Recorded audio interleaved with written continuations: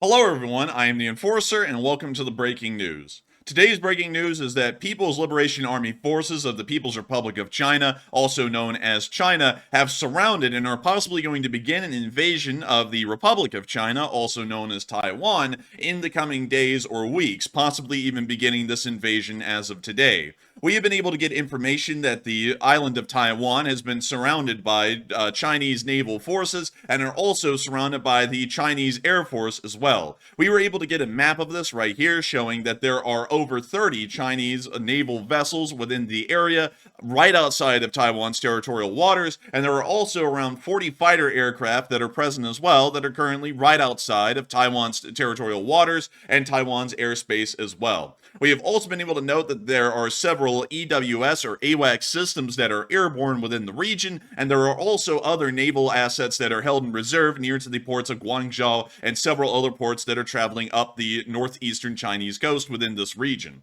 All of this is leading us to believe that this is one of the most tense moments at this point within the Taiwan Strait, and this is clearly starting to show that there may be preliminary acts that have been made by the People's Republic of China to try and create a containment zone or to possibly begin a naval blockade of Taiwan leading up to an actual naval or amphibious invasion of the island. This is something that has been watched very closely by many around the world, and we have even heard that U.S. forces are now being put on high alert in the island as of 2 hours ago due to Chinese training exercises that appear to be incredibly dangerous or walking a fine line in between being a training exercise or beginning to move on into the beginnings of a blockade of the island of Taiwan.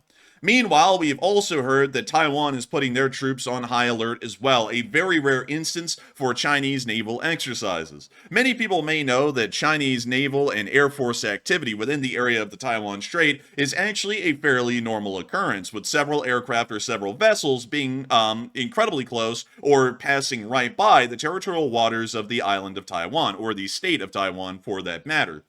While that is the case, we very rarely ever see that Taiwan issues an official alert to put their troops on high alert. And this is giving us an idea at the moment that things are far more serious than they usually are, with the usual kind of Chinese attempts at provocation that have been occurring. According to the publication from the Associated Press, Taiwan's command has put aircraft in the air and put missile, naval, and ground units on alert. According to the statement from Taiwan's defense ministry, China's irrational provocation has jeopardized regional peace and stability, according to the Taiwanese Ministry of Defense.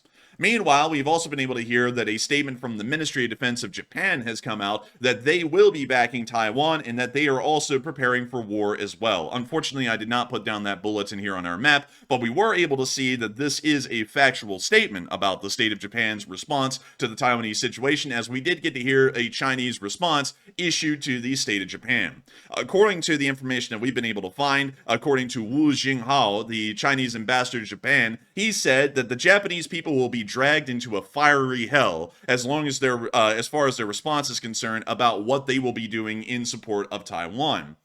The situation is incredibly strenuous and quite difficult at the moment. And not only that, we were able to see picture evidence just from hours ago that Chinese vessels are being faced down on both sides by Taiwanese vessels, also officially the Republic of China, the democratically led Chinese Republic. And we were also able to see in the distance a Type 54 class destroyer of the People's Republic of China, also known popularly as China, while the Republic of China is known as Taiwan. A very confusing naming terminology there, but it's a big difference in between a free society or a free nation and a communist nation, as in the form of the communist Chinese on the mainland.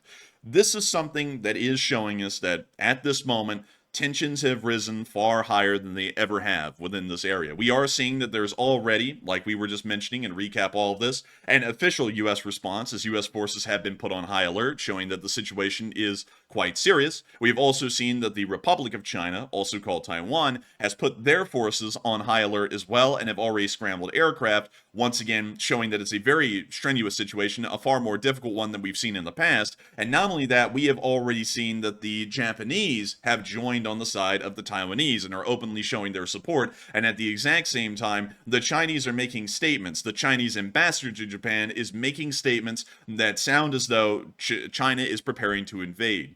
While we do not have backup or proof of this claim being 100% true, we have started to hear rumors that the People's Republic of China plans on invading Taiwan in early June. We have started to hear that. We cannot confirm that at the moment, but this may be the beginning of a blockade, or at least the beginning, like the Russians did, of military drills or exercises, and then moving on into an actual ground amphibious invasion of Taiwan. There is a lot that would have to be done in the meantime. We will break all that down here in a second about what would have to be done for the Communist Chinese to be able to land an invasion on Taiwan. But meanwhile, we were also able to see that Hualien Air Base inside of eastern Taiwan, F-16s of the Republic of China Air Force, or the Taiwanese Air Force, are being prepared for air-to-air missions. We can see here that these F-16s are being outfitted with what appears to be AIM-120s, as well as some AIM-9Xs, which is showing that they are getting ready to conduct some air-to-air operations, possibly against Chinese air assets.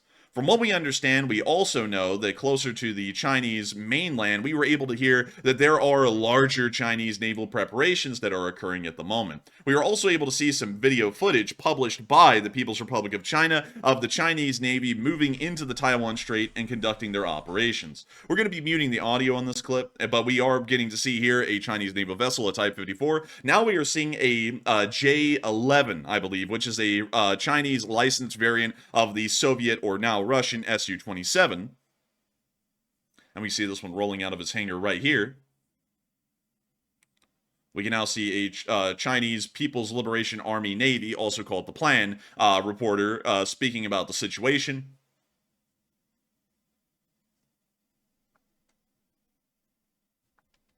And skipping forward from that, we can also see the bridge of one of the Chinese naval vessels that have moved into the strait. We can see the flag of the People's Republic of China flying above the vessel.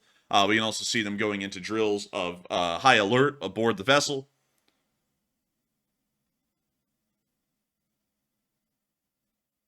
And we can see them making a very large production, making sure to show the Chinese public that unification, as the Communist Chinese call it, may be within their reach very soon. We see them now running into the what appears to be the control room of a weapon system of the ship, although we don't know which weapon systems this would be. But then we can see the video footage ending right there, but nevertheless giving us a very clear look that the Chinese Navy is out there and is currently operating at the moment, even according to official Chinese state media.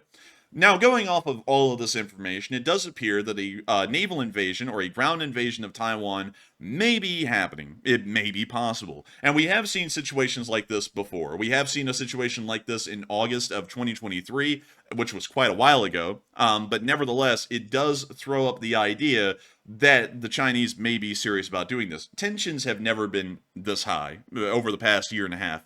Tensions have never been this high, unless if it was the 1960s or the 1940s, right at the end of the Chinese Civil War. Those are the only other times that tensions have ever gotten this high. But at this moment, it does appear that there may be a possibility, not saying that it's a certainty, but a possibility that a war in between Taiwan and the Chinese may begin. Now, if we were to talk about that conflict, one thing I will have to say is do not worry. This will not be like the war in Ukraine, where a ground invasion of the island begins immediately. It will require a decent amount of naval and air force efforts by the Chinese to even get close to preparing for a naval invasion, meaning that there will be time. However, based off the current deployment map that we do have of the People's Republic of China's Navy, or as they call it, the People's Liberation Army Navy, we can see that they have completely surrounded the island, meaning that they could possibly blockade the island by sea and by air, making sure that no supplies or additional support is able to make it into the island of Taiwan if a conflict was to begin. It doesn't necessarily require that there are aircraft airborne. Most, if not all, Chinese vessels that are currently involved in this surrounding of Taiwan all have anti-air abilities. Anti-air abilities on the level of some of the most advanced surface-to-air missile systems seen around the world, such as the S-400 missile system in Russia.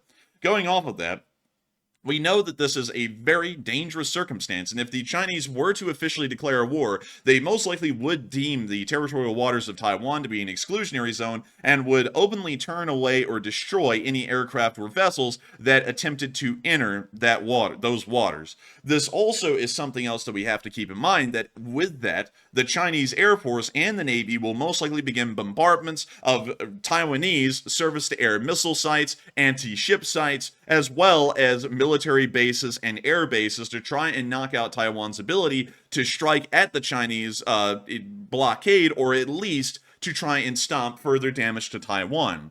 If that air campaign was successful, we would most likely see that Chinese naval forces would continue to bombard lesser targets. They would most likely start going for the Taiwanese army at that point to soften them up for the upcoming naval invasion of the People's Republic of China. And then, once all of this was done, which would usually take about a month to 2 months, then we would probably see the first amphibious landings conducted by the People's Republic of China onto the island of Taiwan. We do not really know how they would be able to conduct these naval invasions. We would understand that they would most likely have to requisition a large amount of civilian vessels, as the People's Republic of China's navy is so large yet so small in its abilities to transport a large number of troops. For this reason, we do believe that the chances are fairly high that they would have to requisition civilian vessels to be able to conduct a ground invasion, meaning that we would have a lot of ample time to see on satellite footage that a lot of ships were now being controlled by the Navy, civilian ships were now being controlled by the Navy instead of by the civilians, and that would start to give us a heads up that a ground invasion or a maritime invasion would be beginning on the island of Taiwan. So as far as the invasion goes, it necessarily isn't going to be the invasion happening soon, but the war may begin incredibly soon. And that is something that is incredibly concerning, as we don't really know how it would go. We do know that the Taiwanese have been improving their armed forces as best as they possibly can in the areas that would matter. As far as air defense and anti-ship defense, they are some of the top notch in the world, have some of the most advanced systems in those categories. But the army of Taiwan is incredibly lacking in modern technology and may as well be a vintage of the 60s, much like the Russian army is right now in Ukraine. And going off of that, if there was ever an amphibious invasion that was successful on the island, we would expect that the army of Taiwan would most likely bode poorly, probably taking high losses, but possibly being able to contain this amphibious invasion, considering that the size of it would probably be fairly small. But nevertheless, that is what we understand at the moment to be the situation, and that is our current analysis of the situation if a war was to begin in between China and Taiwan, of how it would go, at least at the very opening phases. We'll have to wait and see if this actually does happen. Hopefully it does not, but we are not seeing a very strong U.S. response at the moment beyond putting our troops on high alert that would dissuade the Chinese from trying to conduct this reunification of Taiwan. And also, really quickly, a lot of people are probably wondering, what do you mean reunification of Taiwan? Isn't Taiwan a completely separate country? Well, not quite. That's actually a very interesting thing. And I'm not saying that I'm a communist here and saying that China owns Taiwan. The thing is that Taiwan actually owns China, and China owns Taiwan, according to the official government statements from both sides. Because you see, the thing is that Taiwan and the Communist Chinese are both the byproduct of the Chinese Civil War that occurred from 1945 to 1949. And at a time, the people who now live on Taiwan actually controlled most of mainland China, almost all of it, as a matter of fact.